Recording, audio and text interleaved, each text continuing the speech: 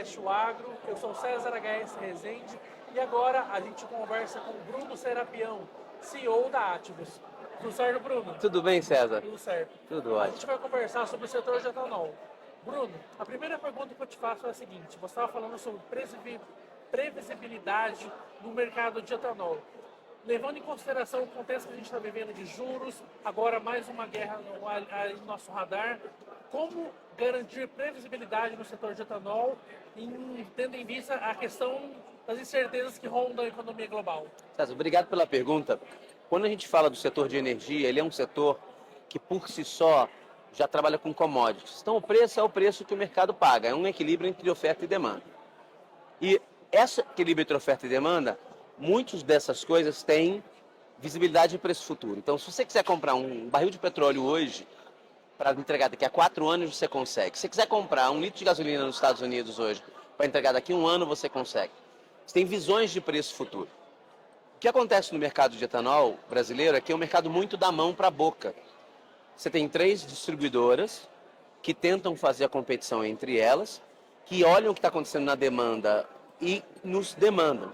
Só que isso, você imagina, um preço que estava 2.900 base Ribeirão em abril desse ano, agora bateu 2.200. Tem 21% a menos de preço do ano passado para esse ano. E nenhuma estrutura para você conseguir enxergar isso. Então, o grande desafio que nós temos como players de etanol é conseguir ter essa visibilidade. Hoje você tem uma listagem na Bovespa, na B3, né, que pode fazer etanol, mas tem liquidez muito baixa. O que a gente não quer? Subsídio, a gente quer transparência. Se a gente conseguir enxergar o que vai acontecer com o preço da gasolina, tem um modelo de quanto abaixo da gasolina o etanol vai ter que estar, e eu consigo comprar essa proteção no mercado. Por que isso é importante? Quando a gente vai fazer investimentos, são investimentos que demoram para ser colocados a funcionar entre 18 meses de menor prazo até 5 anos. Então, como eu não consigo prever o preço nas próximas 3, 4 semanas, como é que eu consigo montar um modelo financeiro que eu coloco 300 milhões de reais no negócio, que eu vou demorar mais 2 anos para o negócio ficar pronto, para depois ver o que ele vai dar de rentabilidade. E a linha de cima eu não sei o que tem. Então, o que é muito importante é a gente ter essa visibilidade. O mercado tem falado muito sobre isso, tá? Precisa de mais volume. Acho que a gente está num momento também muito positivo em relação a isso, que diz respeito a como o Brasil está se posicionando globalmente. No momento que eu tiver uma commodity global num trade, a Índia nesse mercado, os Estados Unidos e o Brasil, que são os 3 maiores produtores de etanol, você começa a ter previsibilidade de preço e liquidez de dinheiro para comprar e vender.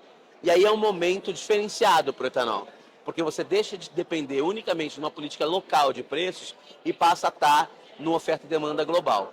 Então, o que nós esperávamos como Ativus? É garantir a esse mercado global liquidez, porque para ele poder tradear, ele tem que ter alguém que entregue. Nós, com os nossos 2,5 milhões, 2 milhões e 900 de 1.000 metros cúbicos por ano, a gente consegue dar liquidez para um certo mercado para as pessoas poderem comprar e vender globalmente. Pensando nisso que você falou, o que o Brasil precisa fazer para garantir pelo menos o mínimo dessa previsibilidade de preços em relação ao etanol? No momento atual é que a regra de precificação de hidrocarbonetos seja clara.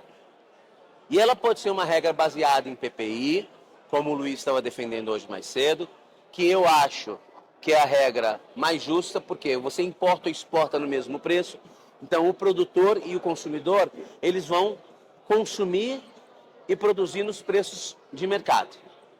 Ah, mas nós somos Brasil, a gente é diferente, a gente produz petróleo. Tá bom, então vamos fazer um subsídio cruzado? Não tem problema, mas como é que é essa regra? Vamos repassar a gasolina de acordo com o IPCA?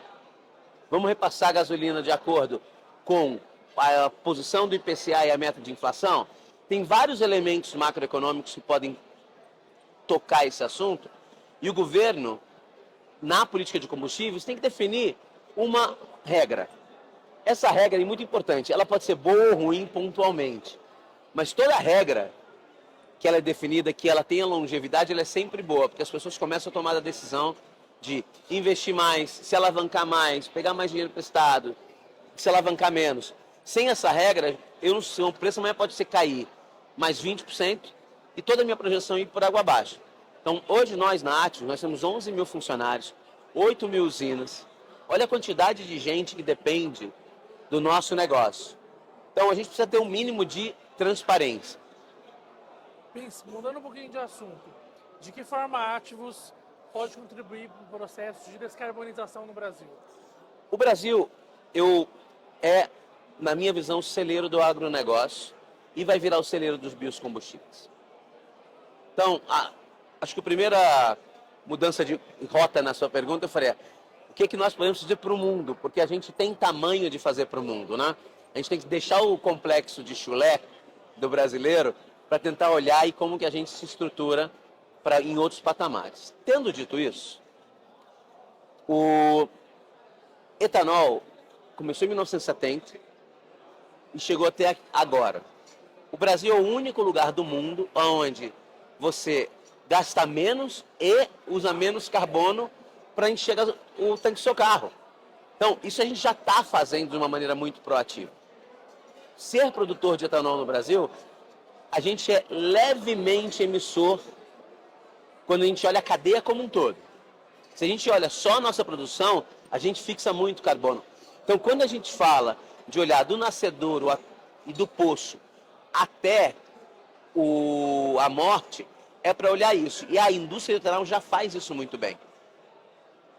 Agora, como é que a gente pode melhorar? A gente pode melhorar com outros biocombustíveis.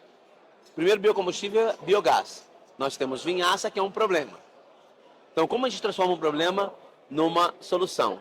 Você tem vinhaça e biomassa, você faz o biogás e substitui o diesel da frota por esse biogás. A base de carbono já diminui muito. Segunda coisa, quando a gente está no mercado de energia de geração, nós geramos energia de biogás, de biomassa. Essa energia de biomassa, ela também é uma energia verde. E ela, como você tem eólica e solar, você não consegue ter usina solar sem sol. Você não consegue usina eólica sem vento. Mas você consegue usina de biomassa 9, 10 meses do ano, contínua.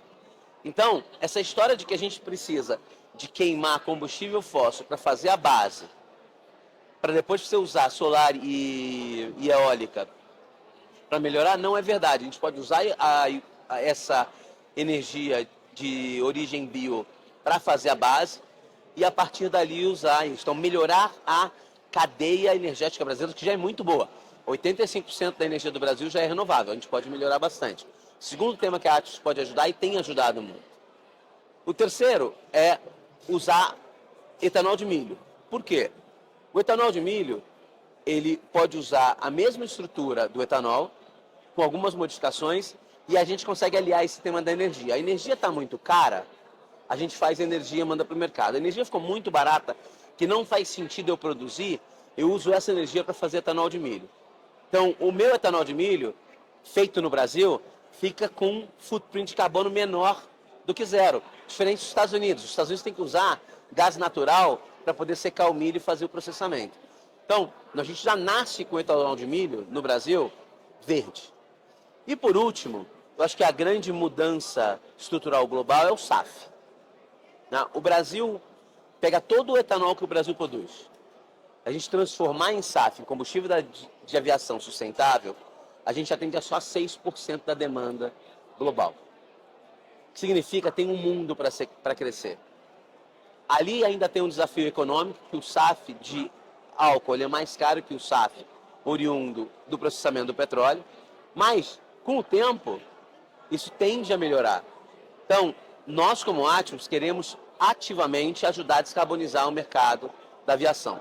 As pessoas não vão deixar de viajar de avião.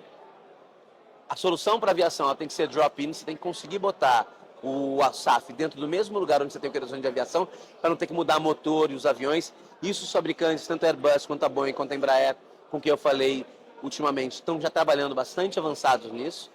E cabe a gente agora definir no Brasil o que eu quero ser. Como a soja, eu produzo a soja aqui e mando para outros lugares para moer, ou se eu quero ser o produtor e o provedor de SAF do mundo, onde eu tenho etanol, eu tenho energia, eu processo tudo aqui, eu faço hidrogênio verde e eu saio com SAF verde que eu posso usar em qualquer lugar do mundo. Então a Athos vai estar nessa cadeia, ou como provedor de etanol para dar escala de utilidade, ou seja, a gente não pode fazer isso em plantas pequenas, a gente tem que fazer isso em plantas grandes, para quem for trocar de SAF para de querosene para SAF, conseguir ter longevidade de oferta. Você imagina se chegar num avião no aeroporto e não tem SAF, né? Então isso nunca pode acontecer. Então a gente pode estar ou numa parte da cadeia, que é a parte de provimento do feedstock, ou a gente pode estar na produção do SAF em si. É isso. Muito obrigado e até a próxima. Muito obrigado. Valeu, Bruno. Obrigado, viu?